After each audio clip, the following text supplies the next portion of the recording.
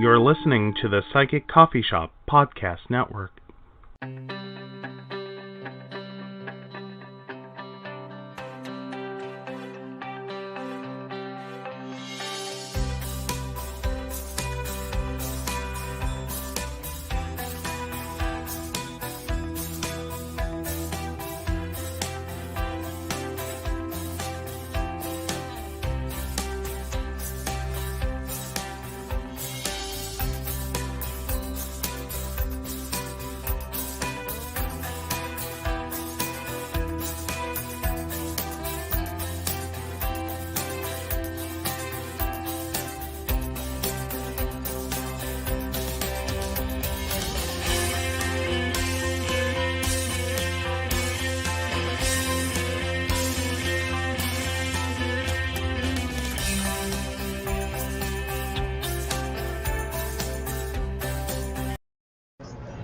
Well, good evening, and welcome to Mountain Bears. I'm Aeson Knight, and of course with me tonight is Techy Joe.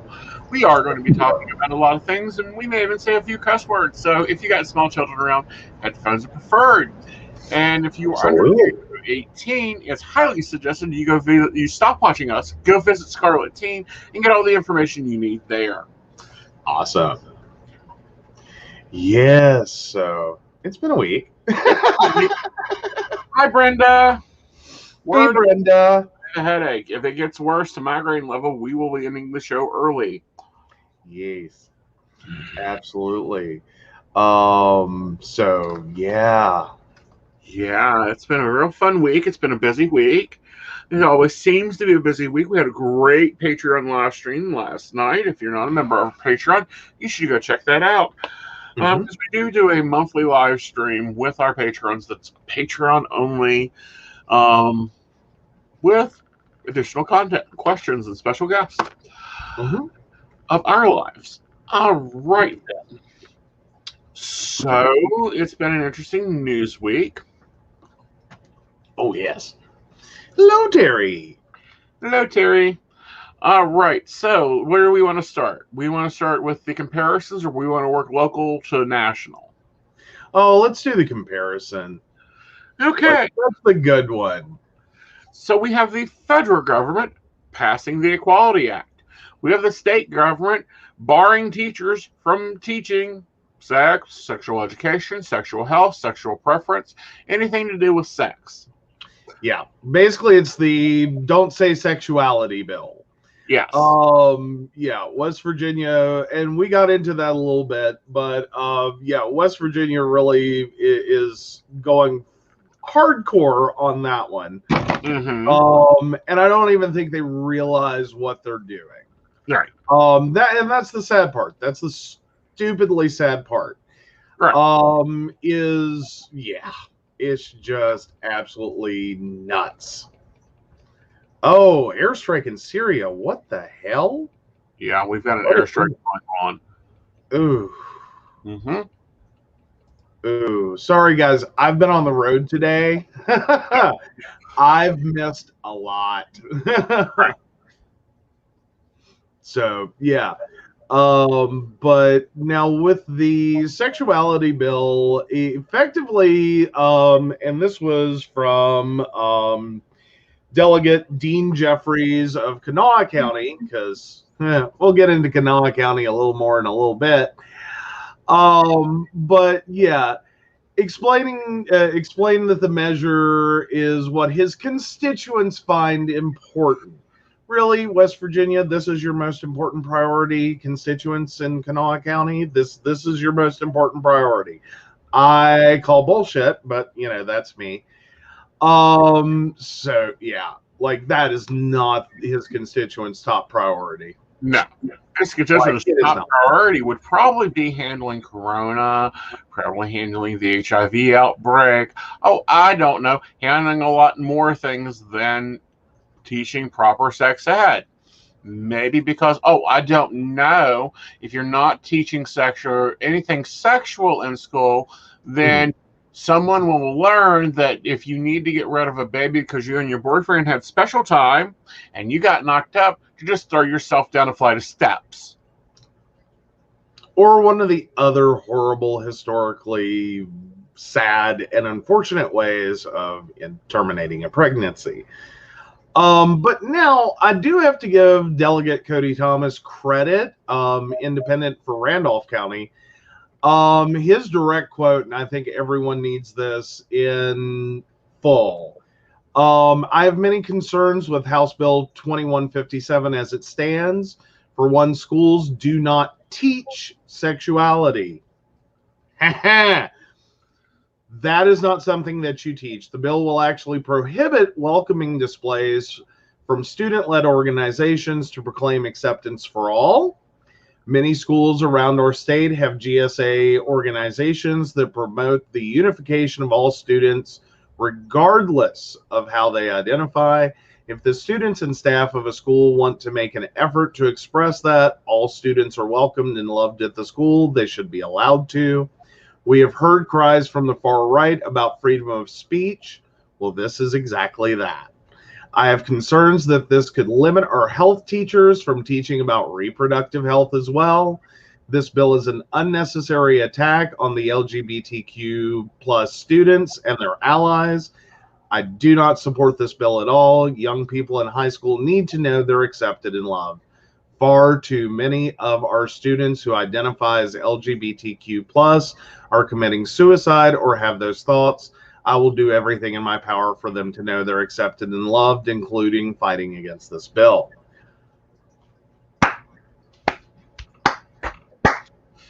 Sorry, guys, I can't clap a lot. But here's the whole thing with this bill. It's very much troublesome because we have multiple things going on here. We have them trying to repress sexual education. Parents don't have great timing. They don't have an approach. They don't have an education, especially here in West Virginia. They don't. Sorry. Well, and that has a variety of issues attached to it.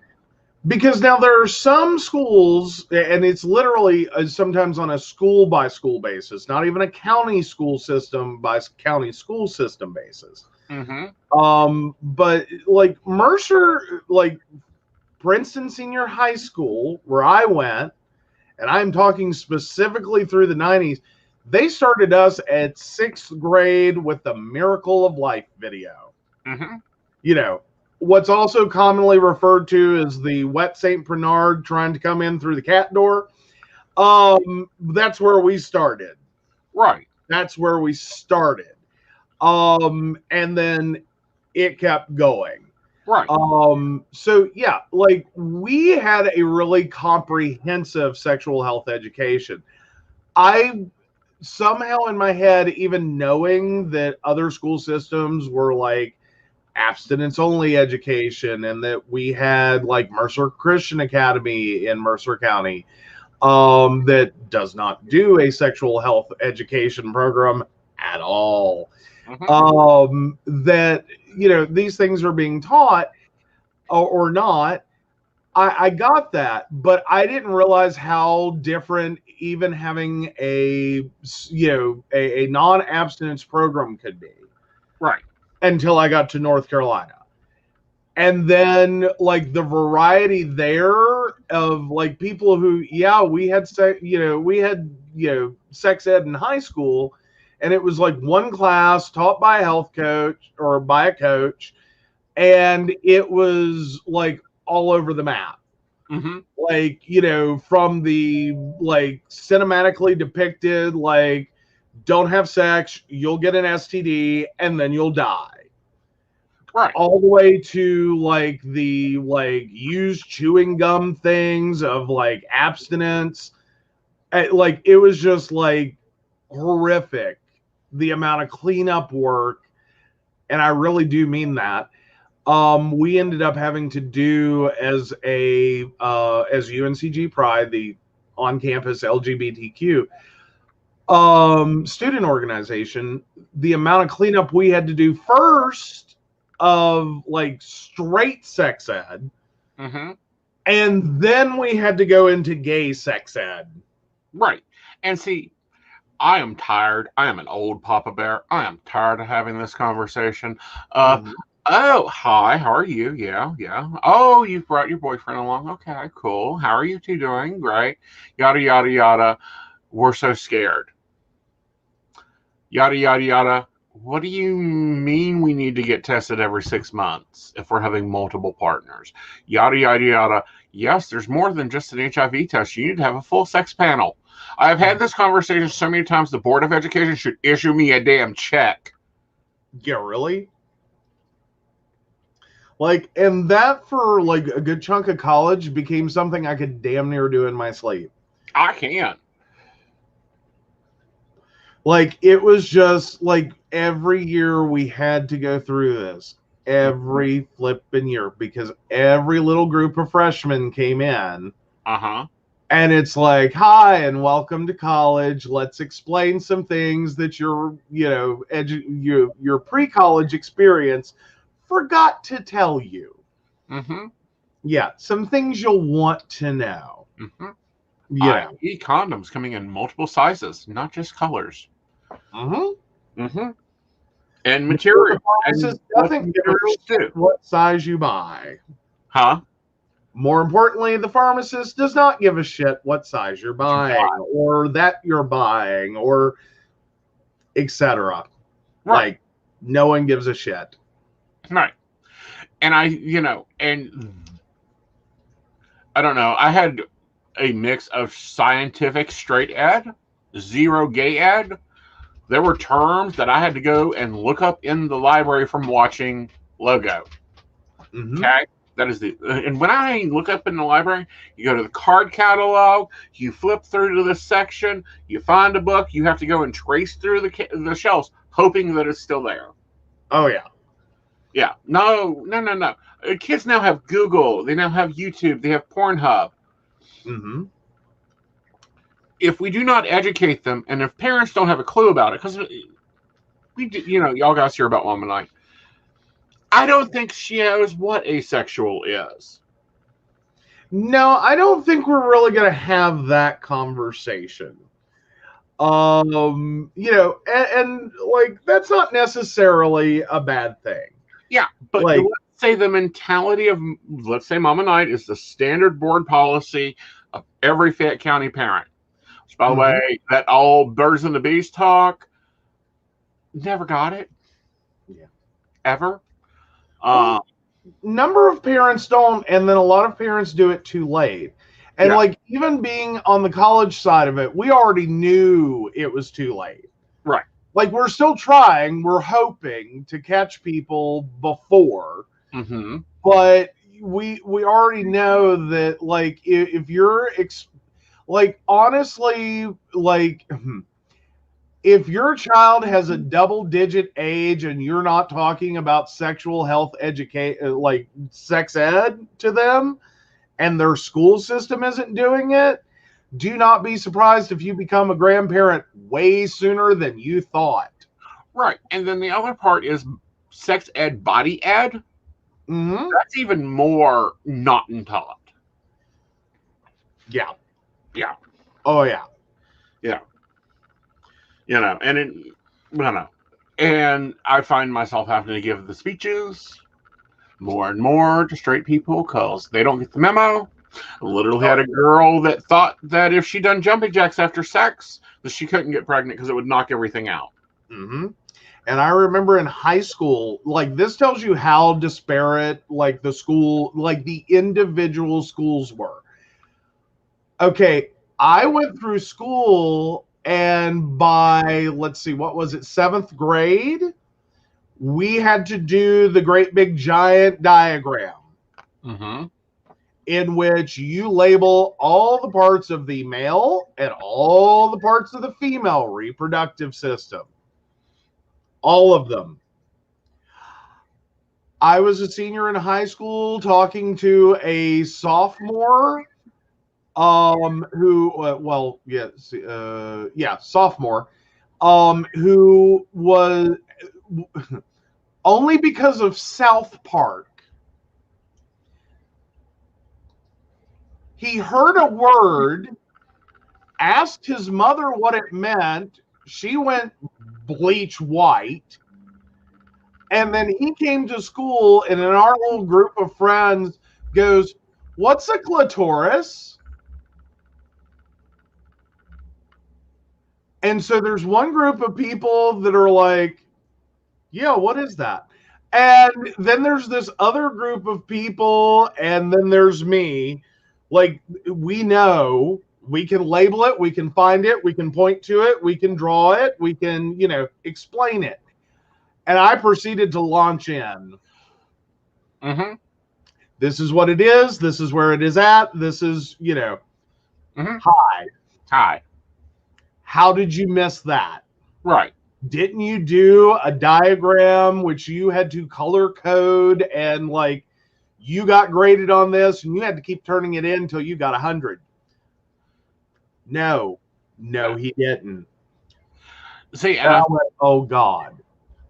And the commenter, Savia?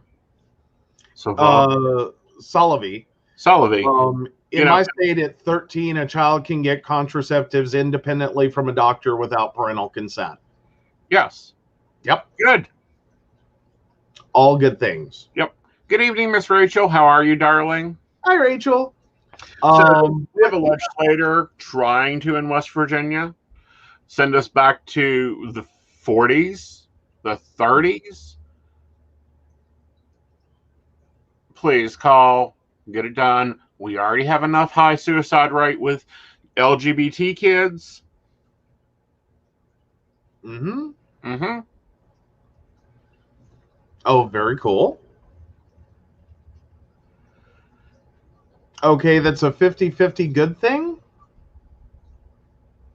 I'm sorry. I'm assuming that's in response to the at 13.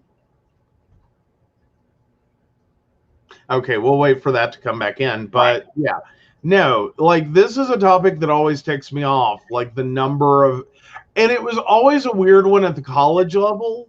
Mm-hmm. Because you could often tell really quickly the people that were hearing information for the first time. Mm-hmm. That like, and we used, once upon a time, we had like that jumping jacks kind of like, list of things that's not true. Mm-hmm. And you would just see people's eyes get really huge. Mm-hmm. It's like, oh shit. Mm-hmm. Yeah. And it's, well, okay. I don't know. I go with double-digit age. You're pretty much, if you're not having the conversation already, yeah, you're very likely gonna end up in a situation in which becoming a grandparent very early could occur. And it's not that they're necessarily sexually active at, like, say 10. It's that this is when the questions typically at least start by.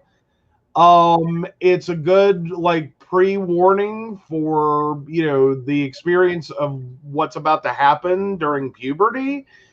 But it's also like a really great time before, like, their friends start to, like, talk about sexual topics without knowledge. Right. Because they found something on the internet. And, just for a moment, I do want to make the comment, Pornhub is a poor sex health educator. Like, you can get some really screwed up messages depending upon what you watch. Well, not only that, but then we have the whole other subject here. We have teens killing themselves because they think they're not right.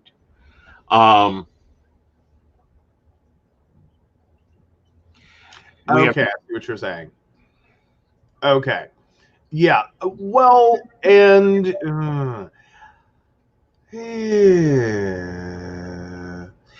honestly, I think non-medical forms are okay post-puberty before kids have sex, but if they're not having sex and not gone through puberty at 13, I don't know why they would need a medical form of contraceptive. Now, I don't think anywhere is going to, if I remember right, typically I do not think you can start any form of birth control before your first period. Right. Like I don't think that's actually possible. Like Right. most doctors want you to at least have had your first before they will prescribe anything. Oh, Thanks, Brad. Bye, Brad. Bye. Hey, oh goodness, the fun we have sometimes. Yay! Well, I'm just trying to remember. It's again, some of this gets a little old in my head, but I don't think you can. No. Like, as in, no doctor will do it because they want you to at least have the experience, not like it's a positive experience that everyone, like you'll cherish just for the rest of your life. It's not that. It's literally to, one, ensure that everything is working correctly and doing what it should before they start prescribing medication that is going to alter that. So that you know what normal is, and then if like you have issues with your birth control form, you at least know what to expect. And it also gives you an idea that as you're moving through, or if you have to move through forms of birth control, that you also know what's irregular and like what isn't just like, oh, it's cramps, to like, no, seriously, that's a serious problem and you need to come in. Right.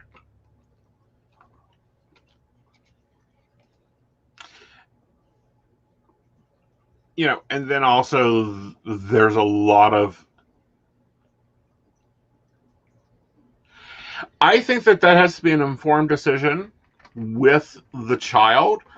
And at that one, I do think a parent and a psychologist needs to be brought in. Mm-hmm. Okay. Okay. Sorry. I was going a different direction on birth control, not the transitioning. Right. Yeah. Sorry. Took me a second. Yeah.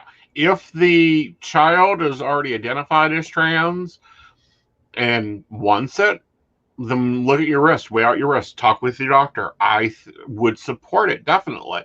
Especially if it's going to cause harm. And I do mean major harm psychologically, and then that leads to physical harm. Yeah, well, and that's the big thing that I think there's a number of parents don't weigh in there. Right. Is like, as much as you may not want your child to transition, and you may, be totally against them and blah, blah, blah, you still have to weigh in the other side of this, is what's going to happen if I, block this. Right. And prevent them from doing this. Right. Like, is your personal belief and opinion about, gender something you want to force on this child, and are you ready for the repercussions of it? Right. Yeah. That's my understanding. I understand I am not trans. Have some really nice friends that are, but I've also been and remember the horror stories that we've heard, the horror stories that have come out in the news, and if giving them a pill that, gee, if they decide to stop tomorrow, changes that outcome, what's it going to hurt? Nothing. A voice dropping and hair coming in today, or 5 years from now, 6 years from now, isn't going to hurt anything.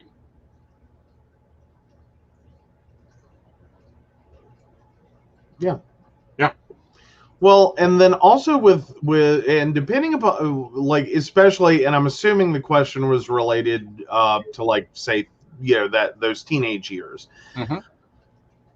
There's a lot of, like, to some degree, a push, if you can, in that puberty, like, segment, go ahead and start. Like, if you already know, and like, you know, you've known this was coming, you know it was going to happen, if you can start then, it can actually make the transitioning process more, make the puberty process a more typical process for their gender. Right. So that instead of having to do the, you know, you went through puberty as a man, and now you are gender transitioning to a woman, you are to some degree going through the puberty process of a woman, not one of a man. Right. And vice versa. So that your body, like, you don't have to fight your body. Right. And what it did during puberty, you are just kind of changing that outcome. Right. But, and, you know, the people aren't going to like my view on this. Neither camp is going to like my view on this, and I'll make it really clear. Okay. I think when a child is 10, 13, 14, 15, up to about 22, block the puberty. Great. We'll block it or hold it off. You take your pill, you take your shot, whatever. And then, but you have to do additional steps. You have to do therapy. You're going to need therapy anyhow. Your family's going to need therapy. Before you start taking major steps. Like, I don't think an 11-year-old needs top surgery, bottom surgery. No. And I don't think there are many surgeons that will. Right. Like, you would have to look long and hard to find that. But now, as for, you know, hormonally, typically that's considered non-harmful. Like, there are risks now, that's always a thing you're going to get counseled on in gender transition. Right. Is that there are risks. Like, you know, for instance, with testosterone, you may be increasing risk of cancer, risk of heart attack. And I think also the same applies for estrogen. Right. That either of those hormones applied to you, you know, it can increase your risks. Right. And those are considerations. Right. Like, there's not just one way to transition. Like, and I do have a problem with that, and maybe that's not an appropriate problem to have. Exactly, but there's more than one way to transition. Like, we always talk about it like it is one set of things. Right. That you know, that if you are trans, you have to take hormones, you have to have surgeries, you have to do these things. Not necessarily. You know, consider it a buffet of options, not necessarily this is all your options. Right. Like, there are many, you know, women who have transitioned male to female that never get bottom surgery. Right. It's not, you know, it's not important. Right. Or it's not a surgery that they can afford, or it is not a surgery that is something they want to deal with. Right. And there's a lot of them that, you know, a lot of people that work 3 and 4 jobs to go to, I believe it's Hong Kong or somewhere in the Isles to get it done, because in the US it's 5 years and 3 times the cost. Right. Well, and then there's also the issue that it is a very major surgery, and it has nothing to do with their gender identity, but it's the fact that it's not always the best, like, option. In that, and things are always getting better, but especially on female to male transition bottom surgery, there is still not a really good solution there. Right. It's unfortunately you are not going to get an actual typical penis per se out of this. It's a presentation piece, so to speak. It gives you that appearance, and for many people, that is very affirming of their gender. But it is still, you're having to create something your body doesn't have. Correct. And that is still not a perfected surgery. Like, that is not a settled surgery that, yes, we can totally do that. Like, we can, now a lot has been said potentially about what could occur with stem cells. Well, that and is ability also to right, but they're also looking at tissue growth. Okay, and because they've been able to regrow ears and other functional pieces, they're looking at if that's a possibility. Now, so we have that happening in the state. Yeah. This same person that introduced this bill, his county seat for his little lovely area of Kanawha County was just declared an HIV hotspot. Actually, it's the highest and most increasing outbreak going on in the state of Charleston, West Virginia. Well, in the state of West Virginia is also currently we have had more HIV positive tests for intravenous drug users than I believe New York. Like, let that settle in for you for a second. Kanawha County, West Virginia versus New York. Like, that's saying a lot. Right. Yeah. And yes, it does. Well, there can be a lot of nerve damage. There's also a lot that goes into that. Right. And just to go total medical for just a second.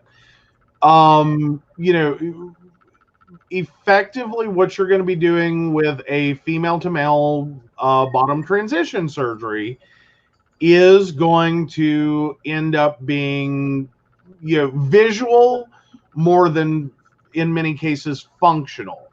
Not as completely non-functional, but the systems for ejaculation are not there. So it's a non-ejaculatory penis. The system, the musculature for erection is not there. That is a mechanical erection, and that's still an option. That's not like standard package. That's an option. And then sensation wise, you're going to have limited amounts of that. So it can become more of a mental penis than actual physical penis sensation. So, lot to consider there, and it is why there is a lot more of a or a lack of people exploring that option. Is because that specifically adding a penis isn't necessarily all that great of a final outcome for people. Depending upon, like, mileage varies. For some people, it is exactly what they need. For others, no. They're like, it's okay. I'll keep what's there. I don't need bottom surgery. The inverse, however, can be different. that effectively, while you will have nerve damage from slicing the penis to create a vagina, there's typically better nerve response. Just because even though you are inverting a penis, that's actually a little bit easier than, because you cannot invert a vagina. Right. Like, you cannot pull everything out to make a penis. Right. And yeah, this, it scares a lot of people.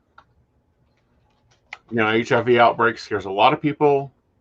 There's medications now on both sides of the fence, both to treat it and take it down to where it's like, yeah, I've got HIV, it's no big deal. Then you've got people on the other side that it's almost totally preventable if you can get the meds. Key point here, if you can get the meds. Because in some states they still aren't able to get the meds. Yeah. Well, and I will not say at this point that HIV scares me. And with that, let me say this. It's not that I'm like, ooh, let me go out and get HIV, because that's no big deal. I'm not sitting here like the COVID-19 idiots who are like, just get it and get it over with. No, not what I'm saying. I'm just saying that no, HIV does not scare me. I count it in this is a thing that could happen. In the same realm of, I could have a heart attack, I could get hit by a bus, I could, be in a horrible, natural disaster. These are things that can happen. I know my risk factors, I know the choices that I'm making sexually. And how that works out in terms of, total risk. Right. And I also accept the consequences of the choices that I make. But additionally, I am also aware of the fact that this is not 1980. Right. This is not 1990 or the year 2000 or even the year 2010. Right. And that effectively in 2020 or 2021, if you are diagnosed HIV positive, it is not a death sentence. Treatment for HIV has gotten to a point you will die of natural causes before HIV will do anything bad to you, as long as you're getting tested regularly. And taking your medicine. Yes. Following your regimens. It's not a scare. It's not a fear thing anymore. It's not the death sentence. It's like diabetes and heart disease and everything else. And what's scarier is the factor of people that need to hear that and need to start doing the testing every 6 months. Cute little blonde women. Don't care what he says. You need tested every 6 months to every year. Everybody should be tested every year. Okay. Well, as a and no, I don't even care. Like I do want to say this. I don't care if you're married. I do not care if you are 100% certain that you have could never be exposed. Please get tested. Yes. Point blank. I don't care if you're 99 years old. Get tested. Yeah, because the 99-year-olds are the ones that are having the most. We're seeing the most spike and raise in. Yeah. Well, and a lot of that has to do, and especially when you consider, if you were married prior to, and I have been continuously married since the 70s or earlier, most likely you have potentially never had an STD test, or you have not had one in this century. Okay. Meanwhile, the last time you were sexually active with a different partner, and this is assuming you have a perfect marriage, there was no cheating, on either part, and you're not swingers, you have been in a monogamous relationship since the 70s. Okay. And say that partner dies, that partner divorces you, whatever, and you're re-entering dating. Okay, part one is by now you are most likely no longer concerned with pregnancy. If you're dating within your age range, because more than likely, if you have been married since the 70s, you and your partner, if you're heterosexual, you've gone through menopause. Mm-hmm. Pregnancy is no longer an option, which in many cases, well, for most, but so things like birth control and condoms are typically lower use. Also, generally, people that have been in a long-term committed relationship that long have forgone condoms many years before. Mm-hmm. Additionally, you're dealing with sexual health education up to and prior to 1970, in which your biggest concerns would have been syphilis, gonorrhea, and I believe chlamydia would be the three big ones. Mm-hmm. You probably have a lot of outdated information on those. Mm-hmm. You're also, as a sexual partner, especially women, are going to be more likely to defer to the men in your relationship, right, regarding condom use, etc. And that's a holdover, unfortunately. Mm-hmm. The way you were taught about relationships, and sex, right, because it's like 1970 and prior, very little information there about female sexual enjoyment. So unless you have kept up, yeah, you re-educate. Like, you're coming out of a relationship, you need to start over on your literal sexual health education if you have been in a relationship that long. right, and the world's changed. right. But we need our doctors to change. Mm-hmm. They want to run a BNC all the time. They want to run your A1C all the time. They want to run your cholesterol test all the time. Mm-hmm. They need to run your sexual health test too. Yep. Yep. All right, moving on to the Fed. So go into Kanawha County, because we talked about this before the show, and you started going into it, and I'm like, will you please hold up? Oh, which part? Oh, their failed needle test exchange. Their failed health department. Yes. So Kanawha County has effectively created make the police chief who doesn't agree at all with the needle exchange program, because it is quote unquote, enabling the junkies to take over. And that's not a direct quote, but that's effectively what it boils down to. There is one group, Health Right, that is offering needle exchange and support services for people with substance abuse disorder in Kanawha County. It is not run by the county health department. The county health department had a program that was following federal guidelines for needle exchange. That was considered too extreme. So Health Right runs a program with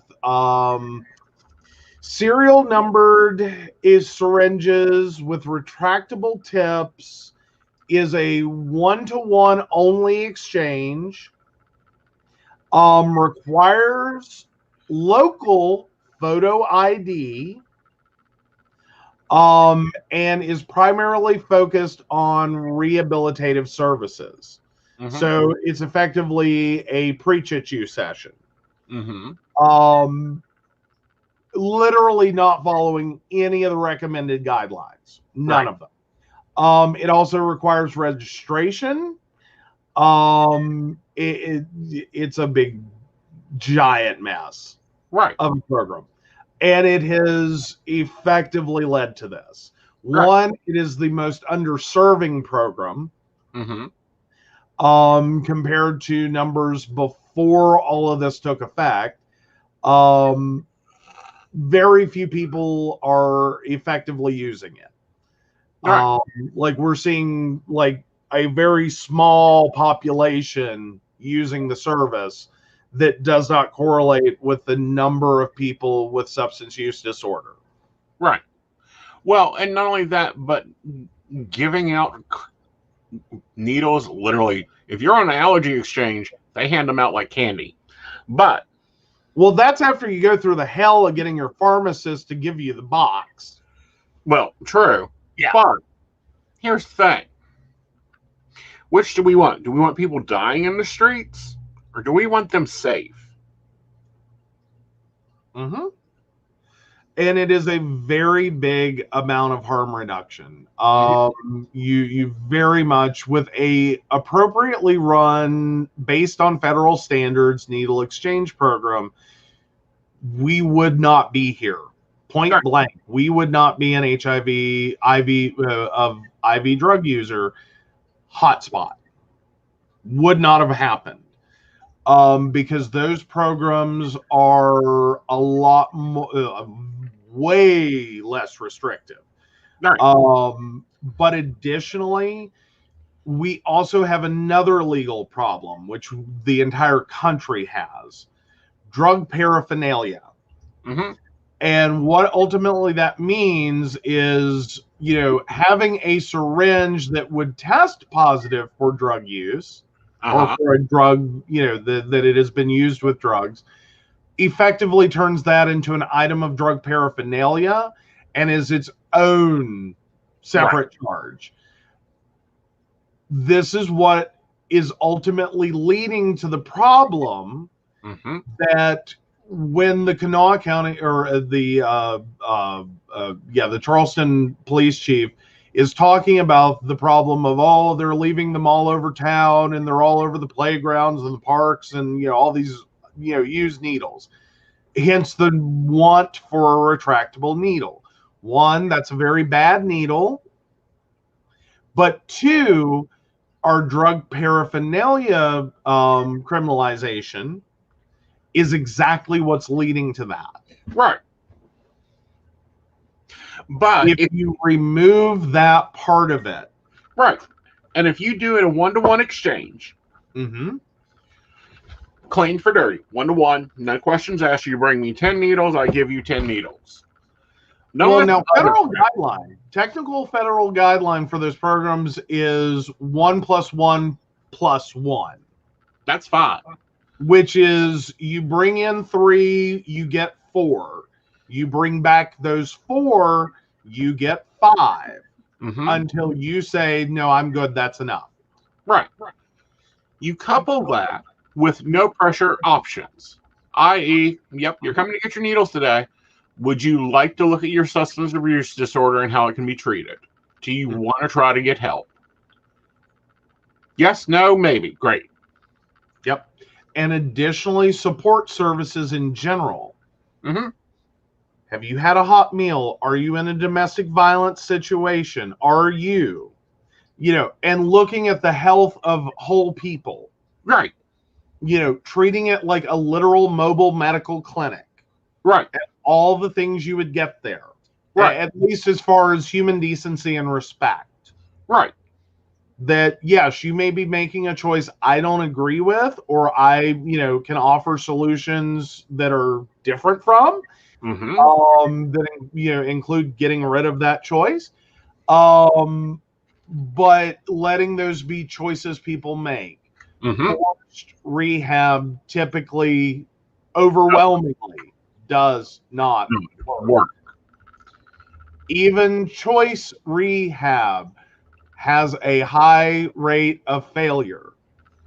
Typically, someone who has substance abuse disorder is going to need multiple attempts to succeed before they succeed. Right. And the more, and let me say that, the less hoops we make them go through to get that, the better it is.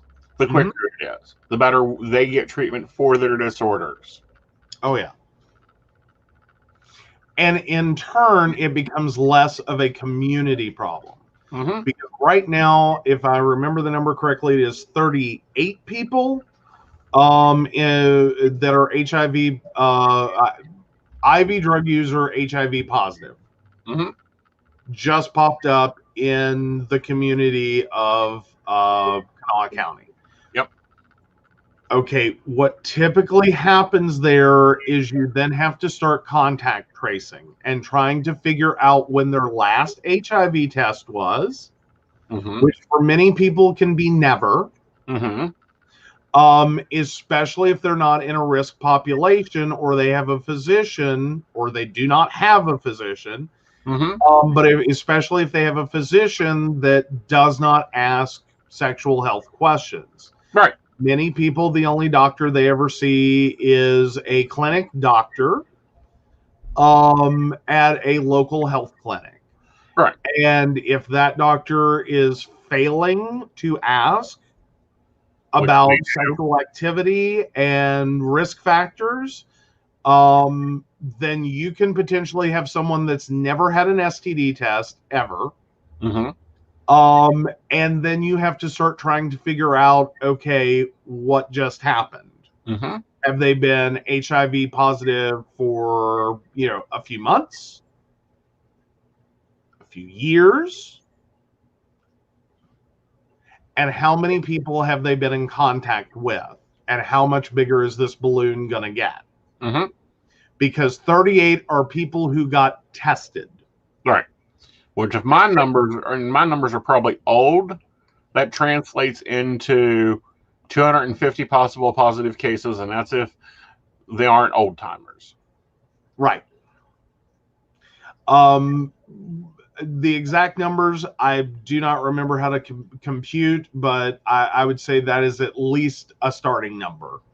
Right. But depending upon what all someone is doing.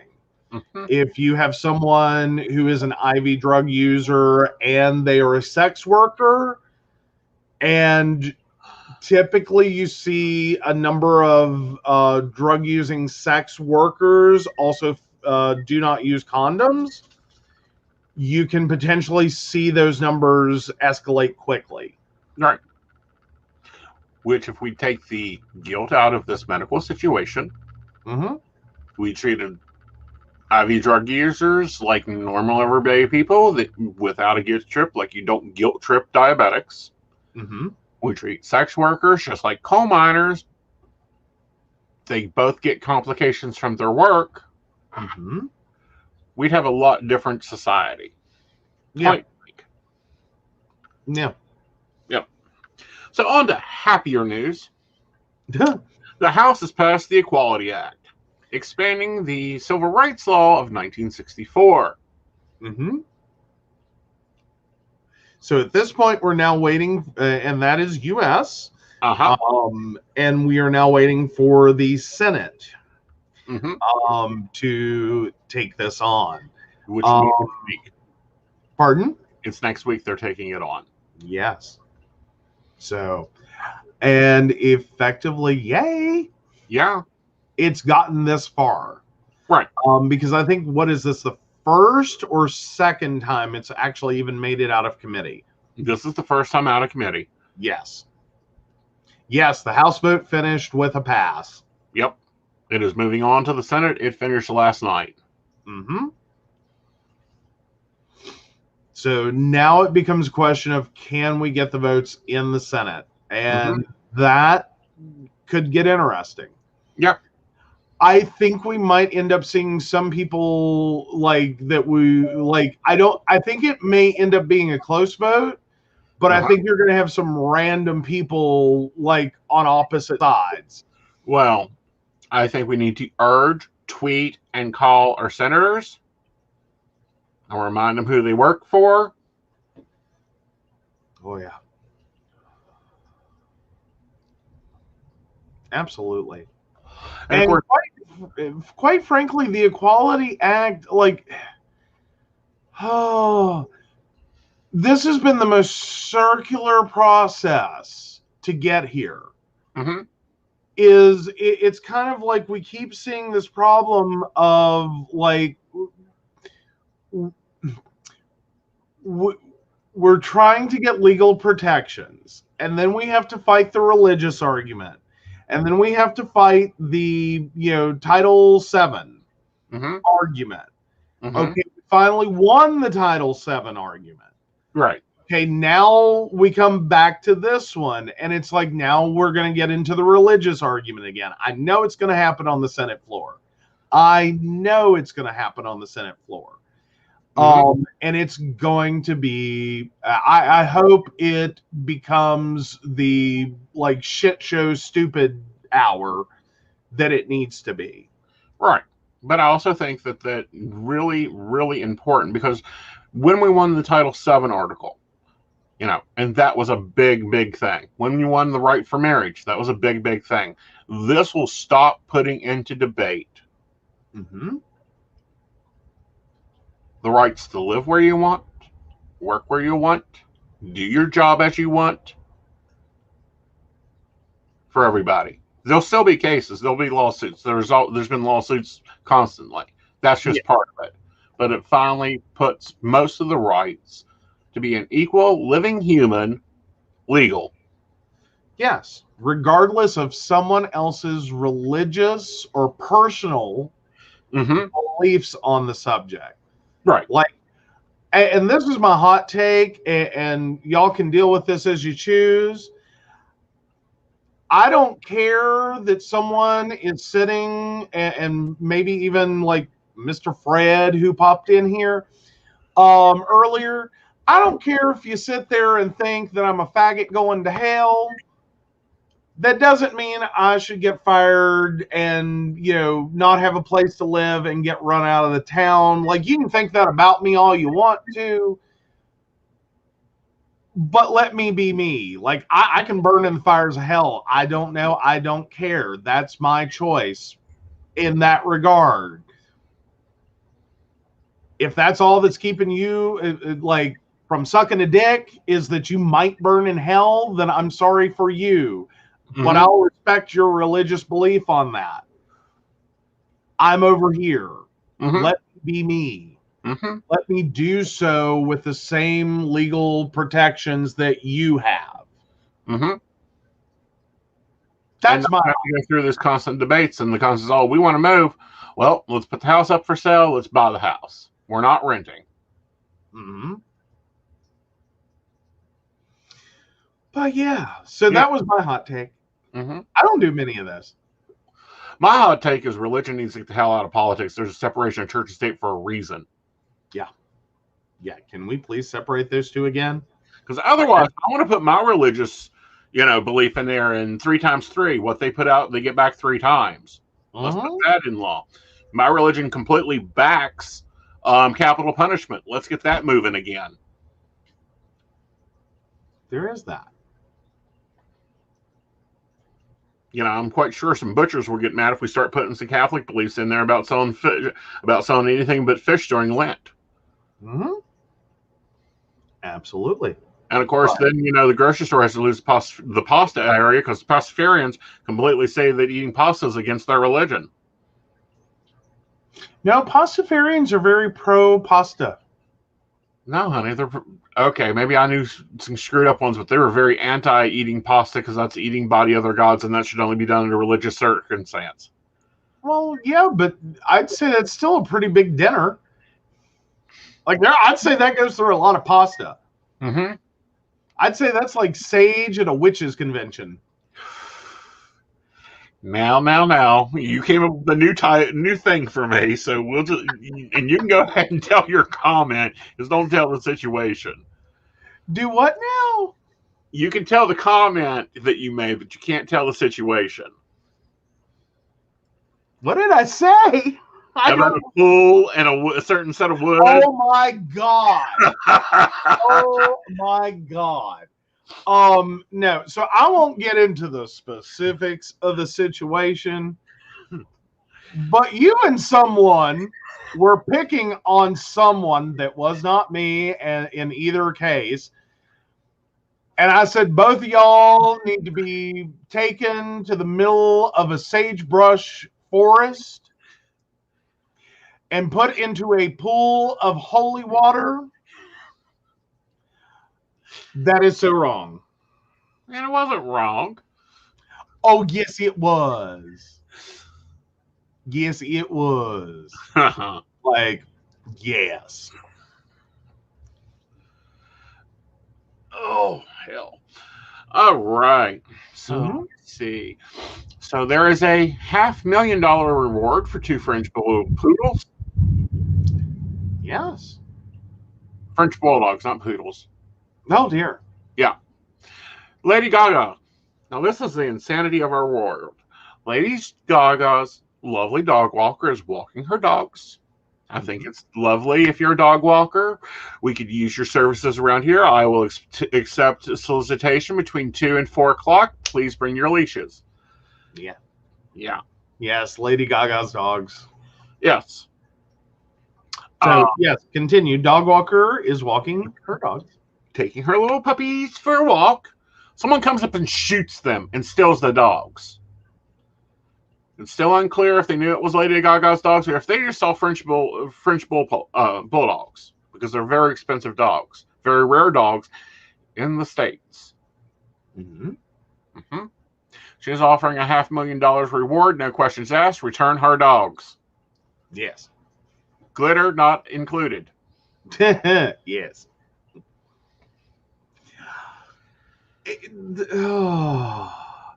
I would have never considered I just never would have thought of like dog walker being a high risk occupation, but it does bring up the fact that if you are a dog walker for very rare and expensive breeds, that could literally be a high risk occupation. Yeah. Like, I had never thought about it. I would have never, ever imagined that being a concern. Like, because a lot of people will kind of be like, you're a fucking dog walker. Like, not my opinion, but, like, it's been made fun of and, you know, all through, like, movies and television and everything else, that it's, like, one of those stupid jobs that, like, you know, whatever. No, it isn't. It's of service and it's fucking useful. Like, get over yourself. You sit at a fucking desk and, you know, gamble on stock. You like, please. Because it's usually some a-hole has a weirdo job. That says shit like that. Right. But anyway, my point being, but yeah. No, not shot the dog. Shot the dog walker. Yes, there you go. Yeah, the dog walker was shot. It is reported anywhere between 1 to 4 times. They are in critical condition, and being medically treated. But I'm thinking, and you know, Ashley says, how does she plan to know if it's her dogs? She'll know it's her dogs or not. One, they're so rare, it's ridiculous. Oh, but you know those dogs are chipped. Well, not only are they chipped, but I'm sorry, I can pick Prissy and Vlad at 100 paces. Like, Vlad ever has gone 100 paces away from me since I got him, but yeah. Fair. But no, there's that, as well as I'm sure those dogs are chipped. Yes. Like, there is no way in hell you own dogs that rare and expensive. That you don't you decide to skimp out at the vet's office and be like, nah, we'll skip the chipping. Like, please. Yeah, it's a totally legit legit job. Like, that's a thing. It's a personal service. Like, quit looking down at the people helping you make money because you don't have to stop and do that. Right. $10,000 for a puppy. Yeah. Yeah. Solovy's pointing out I have 3 all black cats and they all look different. Yep. Yeah.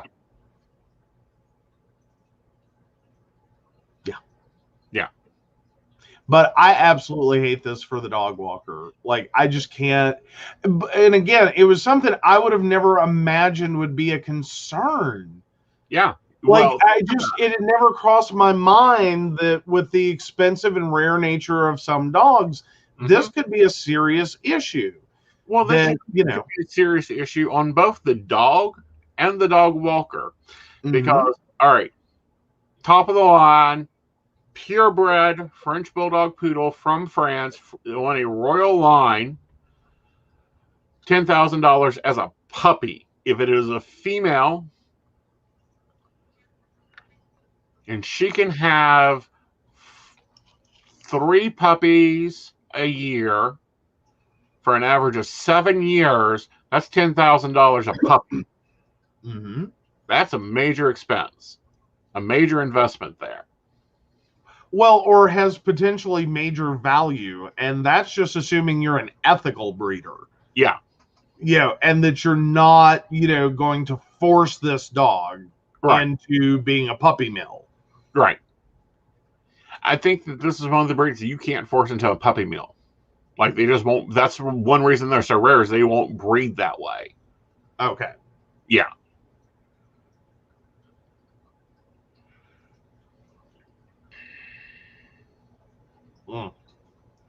Yeah, Frenchies only normally have 2 litters because they have CSEC normally? They have to be C-sectioned. Oh, wow. Yeah. That was my first thought when I saw that, but I was like, is that what that actually means? C-sectioned. Like, for a dog? Yeah. Like, oh my God, that's so sad. Honey, they have dialysis for doggies. Well, I get that part. Like, I got that. I just never thought about, like, breeding an animal that cannot naturally have birth. As in, now we have to C-section the dog.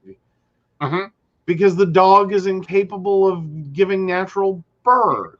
Like, that's a scary, like, place. There's a few breeds that are that way. They've gotten so, like the small toy poodles. Oh yeah, I believe they're C-sectioned also because it's just too high risk. Oh. Yep. Yeah, good. Well, in a sense, a good investment, $30,000 a year for a litter of 3. But then, what the hell are your vet costs if you have to C-section the dog? Like, I can't imagine, like, the veterinary expenses for most animal procedures are usually kind of high anyway. Right. So compared to that 30,000, that's probably like, a chunk of the vet bill. Like, not the whole vet bill, but a chunk of it. Yeah.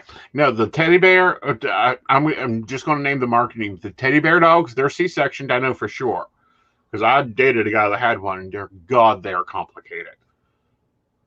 Aw. Yeah. The teddy bear dogs? Like Prissy, but smaller. Toy version. The ones that I want one of those. Aw. Oh, wow. Yeah, 3,000. Okay, so maybe not as bad as I thought. So Ashley has a girlfriend that paid $3,000 for her pit to have an 8-pup litter C-section. Wow. Yeah. Oh, wow, though. That's. Yeah. So this is a major money thing, and dog workers may have to start taking out insurance and buying bulletproof. They may need more than just some mace. If they were, like, honestly, I wouldn't have even thought going into that. I really hope there's like guides for starting your dog walking business that clearly indicate the risks. Like, I would never have thought of that. Like, I had like gotten up this morning and been like, you know what I'm going to do today? I'm going to become a dog walker. That would have never occurred to me as a thing that would happen. Right. Like the risk of it, even the thoughts of it, like I would have been like, are you kidding me? Like if someone just told me that, like, you could be shot at any time for the dogs, I would have been like, get the fuck out of here. Like, are you crazy? Like, I'm a dog walker. I'm not guarding the Queen of England. Well, I'm sorry. Have you seen some of the wheels dogs are included into? And how do you even want to rethink that? That's a fair point. That's a very fair point. By the way, thank you, glass door. Glass ceiling. You may want to rethink that. What? For 2 walks a day, expect to pay between $30 and $45. $30 and $45 a day. Mm-hmm. Mm-hmm. Yeah. For about 30 minutes. Yeah. Yeah. Yeah. Like, and it's a legitimate service, especially as people are working like 80-hour weeks and shit. Like, I'm sorry, I remember myself working 80-hour weeks. Right. Like, there was a reason I didn't have pets. Right. One, it totally not fair to an animal to lock them in a house, companion for that many hours a week. Right. But two, like, if you had told me when I got home at 1 a.m, I have to go walk a dog, like, I don't think I would have gone home. Like, and as horrible as it sounds, like, I would have just driven off the nearest bridge. Right. Like, I was so exhausted at that point. Like, I couldn't care for a pet. Are you kidding me? Like, my house plants were dead. Right. Lady Gaga is currently on tour, but the puppies were living in LA, in her home in LA. She has an apartment in New York, but she's really not been there a lot. It's going to be nice to have a house that you don't visit. Well, not being there a lot. I mean, she's on tour, honey. Well, no, I get that part. I just mean, though, to have a whole house that you're like, oh, yeah, I go there sometimes. Well, it's kind of like in New York. I think it's kind of, the way I see it is my little fishbowl version of that was an apartment in, Morgantown and an apartment in Marmette. In Marmette. It's just like, we're going to the apartment in Marmette tonight. We're going to the apartment here. I could definitely get used to that sentence. Of course, I cannot wait to say, we're going to the house on the lake, guys, this weekend. We will be back Tuesday. Yeah. Okay, so on Ashley's comment, I wonder how tours look like post-COVID. I do have to point out, I saw the greatest little meme about Nickelback, and it was Nickelback on tour continues playing out to empty stadiums. I thought I was going to die. I really did. I was like, ooh, that is so bad. Right. I don't know how it's going to work out. I think it'll be very differently. Yeah. I would say so. Although that depends upon where she's touring. Right. Because other parts of the world kind of got through this pretty well. Yeah. And it may be a more, I'm not saying totally normal, but a more normal experience. Right. She's in Rome currently. Okay. Yeah. Something tells me that there's going to be photo shoots of that. Like, can you imagine Lady Gaga, like normal tour costume Lady Gaga, like standing next to the Vatican? Like, that would be a cool photo shoot. That's just me, though. Well, I keep flashing back to Madonna. Every time I look at her, I see Madonna.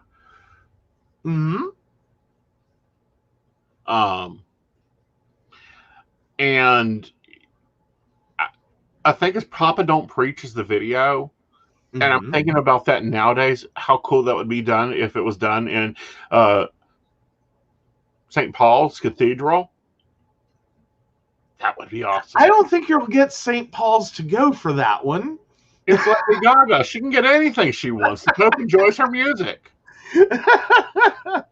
I don't know. But I do. While I was saying that, I was thinking back to Dogma, the movie, and Buddy Christ, and going, I don't know. Then again, St. Paul's would be like, but for the exposure, you know, like whatever gets bucked into you. I haven't watched Drag Race since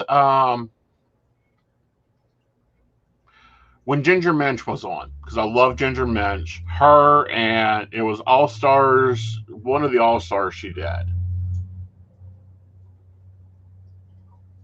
Yeah, like the U.S. Has a lot. But there are large parts of the world that are like, this is going much, much, much, much better. There are some parts of the world that are returning back to normal life. Australia, they're already done with masks, everything all done. Yes. Aww. Well, you'll definitely have to check out the Drag Race episode from tonight. I will. I'll get the pit stop. I watch the pit stop a lot. I kind of like the pit stop better. Okay. And the reason for that is I can watch it in 5 minutes, see the whole episode's high points, and decide if I need to go watch any of it. Because the 2 parts I enjoy with Drag Race, they're going farther and farther away from. I enjoy the runway, and I enjoy the lip syncs. I'm not seeing a lot of that in a lot of the episodes. Okay. Yeah. I can understand. Like, so is it like Drag Race did kind of that, like, we're just going to go totally on a tangent and, like, fill the episode with a bunch of other, like, stuff? Or is it going like the real world, like, reality television thing where it's more about the drama of, like, you know, drag queen says blah, blah, blah, and yada, yada, yada, and it looks like, you know, Desperate Housewives of LA, but with better makeup and hair? Yes, a lot of it was getting that way. And some of the challenges, I was just like, this isn't a challenge. Sorry, you know, design a product, design a commercial to run for president. Those aren't challenges. Those are every weekend drag performances. Give me something big. Give me a ball, a real ball. There we go. Yeah. Actually, like, definitely not the real world. That, and, you know, like, Lip Sync Assassin was being brought in, and I'm like, no. This is okay, not she's saying this season is way closer to what you like. Awesome. Very cool. Yeah. For those that don't know, I am a drag snob. I am a classic drag snob. You're a Paris is Burning drag follower. Yes. Not a what the hell trailer park prize night is this? Exactly. Which was actually a thing in Greensboro. Oh, do what now? Still is. Yeah. Well, it still is. Yeah. But yeah. There is still in this trailer park. Which is an interesting concept in drag just to begin with. Yeah. Yeah. I don't know. So you had a fun story you wanted to talk about. Oh, gosh. I can't even remember. It's been such a day. So what's my fun story? Oh. Steampunk 5 is being held off because of ransomware. That was a thing. Oh, wow. That's sad. Congratulations, Ashley, to your cousin. Aw, congratulations. Breaking his femur in a car accident after he's had multiple back surgeries. Yeah, Tiger Woods. I don't think he's making the Masters. Yeah, no. Yeah, that's all. That's all happened. Is he had a car wreck? He broke a femur. He's had multiple back surgeries. He's in the hospital. No, he apparently lost control of the vehicle. He was angry. like there isn't much of a hot topical story there because he isn't. He wasn't high on drugs. He wasn't intoxicated. This is just celebrity had a bad car accident. No Perkins waitress was harmed. Right. That's as hot topic as I can get on that. Yeah. Sorry. That was like, sometimes I see a story and I go, oh, this has all the makings for like crazy. Right. And then, no, this is just, he unfortunately had a car accident. Yeah. It isn't a big thing. They happen all the time. This occurs. The femur and the kneecaps are the most often injured in automobile accidents with the back. It'll be a debate on whether he can play golf again. Of course, his back looks like a steel cage. Like the last accident he had when he was hyped up on drugs, done a lot of damage. This one broke a femur. He bit a pin in it. Yes, there's a risk of infection. Guess what? Most hip surgeries do get infected. He'll go on some really strong antibiotics. Yeah, definitely hoping he can heal up and keep his independence. And that's a big thing with like accidents and like spine, like back and spine issues. Like a lot of things can go wrong there. Like there really can. Right.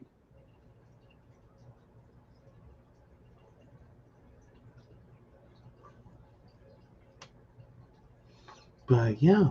Right. No, I'm sorry. I'm trying to remember what. Sorry, guys. It's been a day. My brain checked out a few hours ago. I can't. Yeah. I don't know. Okay. It was some warm-hearted story.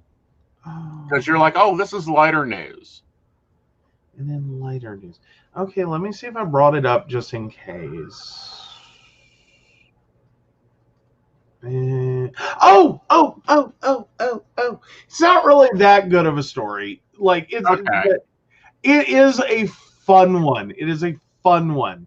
So we've been talking on the show over the last couple of weeks about Jim Justice's like dumbass repeal the income tax, increase the sales tax, dumbass plan. Okay. So then he did a press conference, a town hall technically, in which he absolutely said the following. We went out and passed the right to work law. We got rid of prevailing wage. We built fields all over the place thinking that they will come. They didn't come, did they? Well, I believe there was something about running to the windows to see if they're there. Oh, yeah. Yeah. So, yeah, basically what this is West Virginia, over the last several years, has made us a right-to-work state, in which which really just means you can be fired at any time for any reason. And we have gotten rid of prevailing wage, which is really important with a lot of like subcontractor work or contractor-based work, in that skilled professionals be not just paid a wage, but a wage prevalent in their field. Mm-hmm. So that, you're not creating this super undercut in bidding to get jobs, in which someone who should be, say a licensed electrician, those rates would have been always based on prevailing wage. So you couldn't lowball a skilled service professional. Right. We repealed that. So now, you're kind of screwed there. All of this in hopes of bringing jobs to West Virginia. With a great big goose egg of result. All of this, now the extremities of this are best exemplified. Chandler Swope. It's difficult to prove statistically whether right to work is paid off or not, There are many reasons why companies make decisions to come to one state or another. Right to work is only one of them. Who went on to say that in, well, I'll just read the paragraph. But Swope, who is from Mercer County, provided an anecdote about companies choosing to locate elsewhere before right to work was in effect in West Virginia. Nearly every time, the answer immediately was, you mean only have to drive 4 miles to get to a right to work state? See you later. That happened not once or twice, but nearly dozens of times. Mm-hmm. See, but here's the thing. They keep thinking taxes and tax breaks and everything else. Problem is they haven't realized corporations look at how they're going to get their service people to live and work there. Google did not move to Mercer County. Mm-hmm. And, GoDaddy looked at moving to West Virginia. There wasn't services that they needed here. They couldn't secure housing for their employees. They couldn't secure internet services for their company. Mm-hmm. Companies aren't going to move to Podunkville when they can't even pay people to live there. We can't even get teachers to live in Welch. Yeah. And that's providing them a house. We will provide you a house to live in. We will provide you $36,000 a year to teach our children. I have to drive 2 hours to a grocery store? No, thank you. Exactly. Like, it's been a mess. Right. But then on the opposite side of this, is Josh Sword, president of the West Virginia Union Organization. Governor Justice has a history of switching sides, so we hope that this candid moment is the beginning of a reversal of West Virginia's anti-worker agenda. Love it. Governor Justice admitted in the plainest possible terms what working people have known for generations. Right to work is a lie that provides neither right nor work.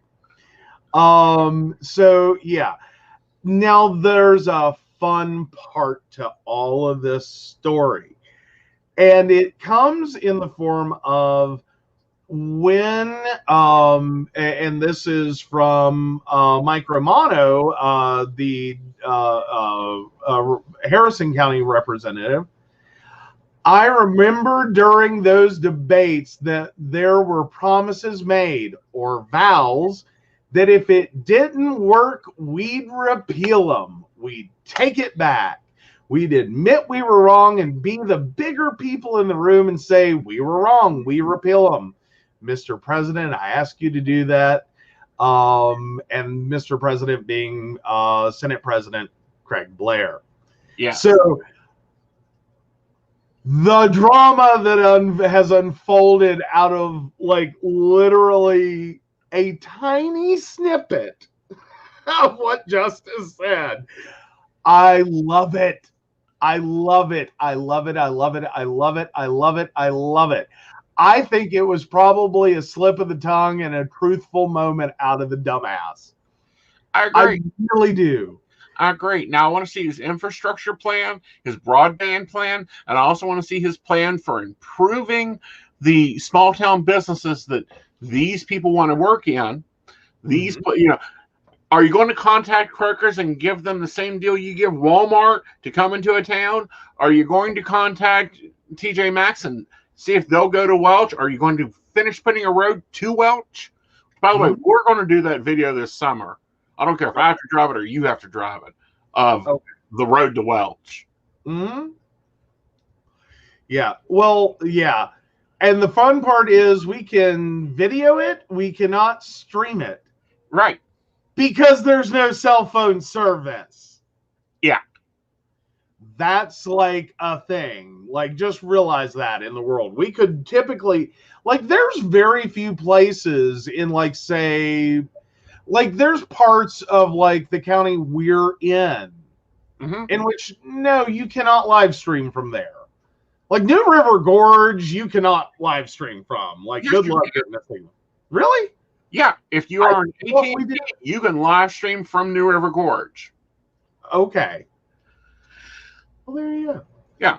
Yeah, the road to Welch. It's a small little town in the middle of McDowell County. Mm-hmm. There is a 2-lane road in, and that's it. Yeah. Yeah. A lot of West Virginia is very much built on some really old roads that are literally the only way in and out. And that road has a lot of issues, not least of which involves trains. Yes. Yeah. And can literally mean the difference between life and death in an emergency. Mm-hmm. So we will be look for that this summer, because we are taking time to finally do this video project he wanted to do. Oh, yeah. Like, I'm putting it on the calendar. Okay. I'm very cool with that. Yeah. Like, we bought the stuff to do it, and then, I don't know, the world got crazy. I think you lost confidence. No, I did not. Well, I sort of was afraid that we couldn't keep the cam steady enough, and it would just be like, hi, and welcome to Welch. But again, we want that. I want them to see how bumpy the road is. Yeah. Hi, Gwen. Hey, Gwen. Yeah. Yeah. It's scary. Like, there's a lot of, for people who are not from West Virginia, there's a lot of really, for not being from here, really scary roads in this state. Mm-hmm. I think another one, because you have, Devil's Elbow? Is that it? You mean 61? Huh? 61, yeah, Devil's Elbow. Yeah. There's that one, and the first time I saw pictures of that one, I went, is that from Kegley? Because there's a similar, crazy-ass hairpin in Mercer County, but in Kegley, or leading into Kegley.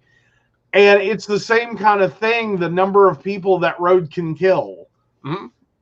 Because if you don't know what you're doing and you've never been down it before and you're trying to move quickly, because parts of that road would encourage you to think you could, and you get to that curve, you're going to die. You're just going to die. Right.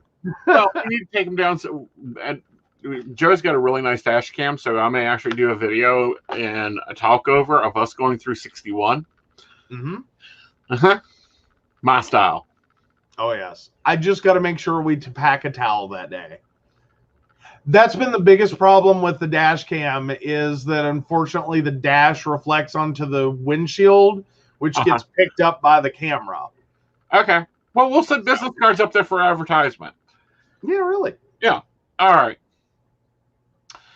But no, so it's been an interesting news week. Tomorrow I do have Psychic Power Saturday.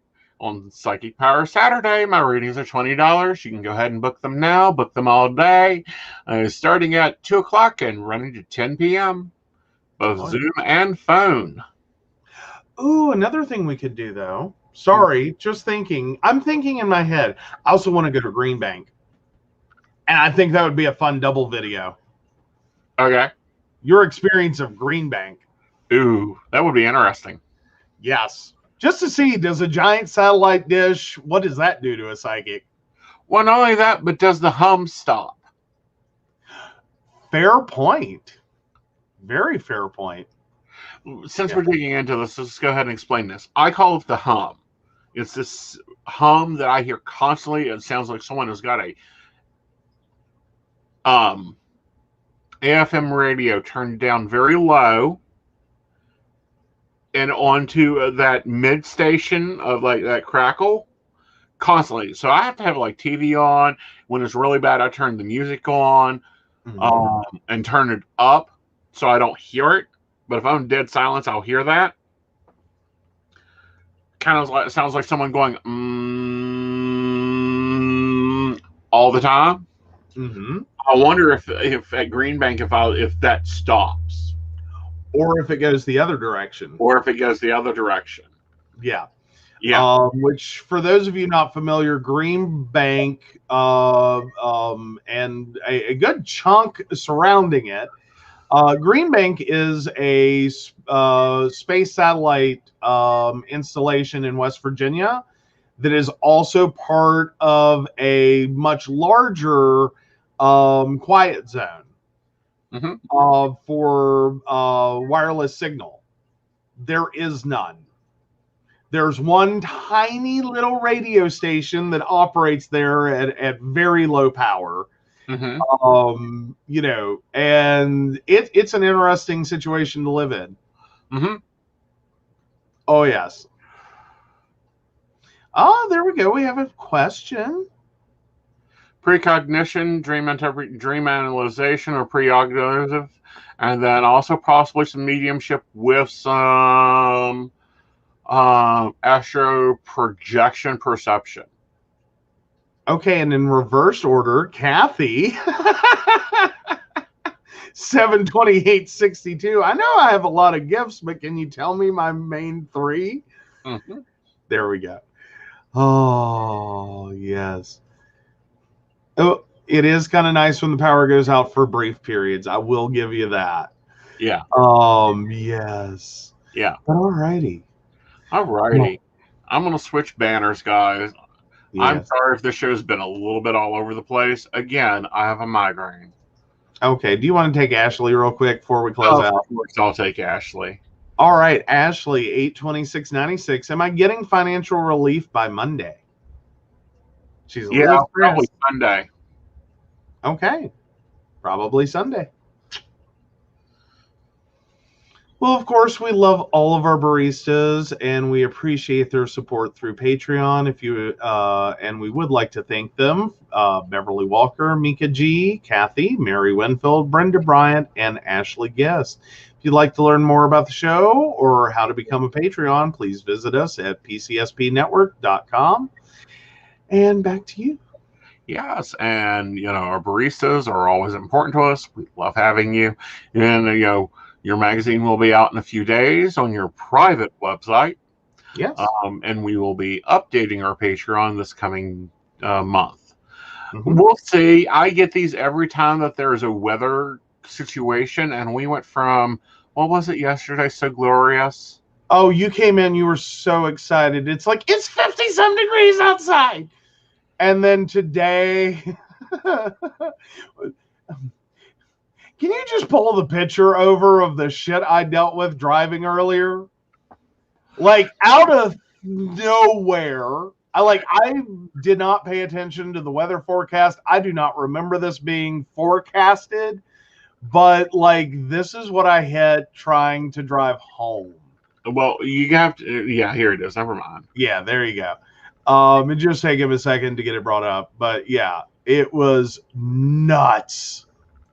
I just reached over to my phone and snapped a picture. I was like, this is so crazy. It started as rain and I'm fine with rain, but then it was like, okay, now there's sleet. And then it just got worse. Right. I honestly was starting to get scared. I'm not going to make it home because my car started losing traction. Right. Okay. I just want to make sure I've got it up right. Okay. Yeah, it's not the best photo I've ever taken, but... Well, no, it's me having to figure out, okay, where am I at? What are we sharing? There we go.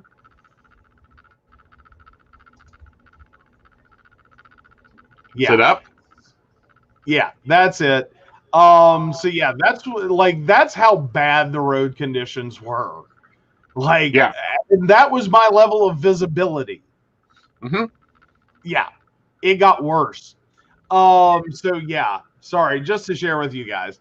Because that was a moment. I was seriously worried I'm not going to make it home. I'm not going to beat this storm. Oh my God. Yeah. So, yeah, it went from wonderful yesterday to horrible today. It went from me being able to go out in shorts to me calling for my slippers again. Yes, and going, I'm taking ibuprofen and we're doing the show and I might not make it. And I'm sitting here going, yeah, and I'm now like 24 to 48 hours from my next sinus attack. So, yeah. Yeah. We don't do weather changes. Not rapid ones. Still say move to San Diego, 70 degrees most of the year. Yeah. Sunny most of the year. Mm-hmm. Of course, you know, we could move to Death Valley and we'd probably have beachfront property in 10 years. Fair. Like, wouldn't it be wild though to move there and build a beach house and then have everyone drive past and point and laugh, and then like 10 years later, like how it started, how it's going.